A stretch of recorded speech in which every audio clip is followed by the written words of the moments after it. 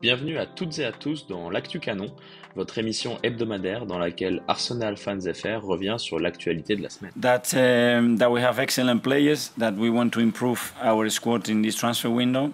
And when I say we, it's myself, coaching staff, players, board, ownership, and we are in all of this together, but we will do the deals that we can do and that we believe are the right deals for the football club. On commence par le mercato, car contrairement aux informations que l'on vous donnait la semaine dernière, Mudryk ne signera pas pour Arsenal.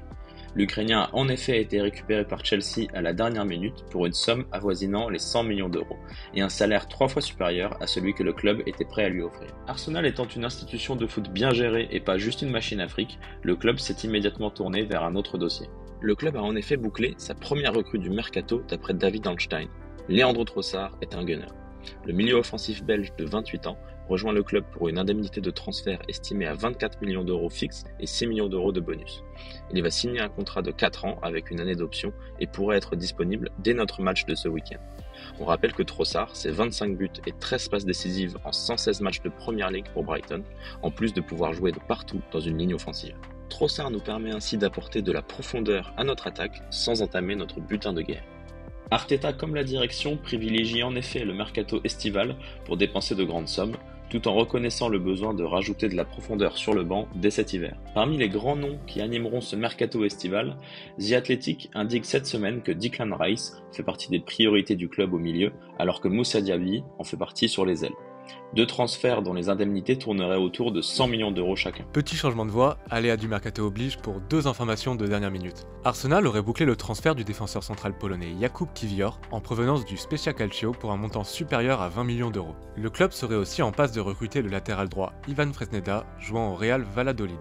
Les deux joueurs sont attendus à Londres dans les prochains jours pour passer leur visite médicale. Que pensez-vous de ces possibles transferts, Gunners ?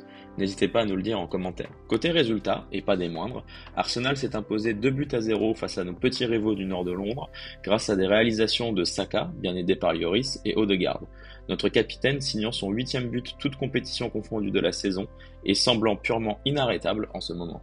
Les Gunners s'imposent à l'extérieur, chez leur rival historique, pour la première fois depuis 2014, soit il y a déjà 9 ans. No, we didn't talk about that, but we talked about what happened here last year and the year before. I think we played some good football back then as well, but yeah, we weren't sharp enough in key moments.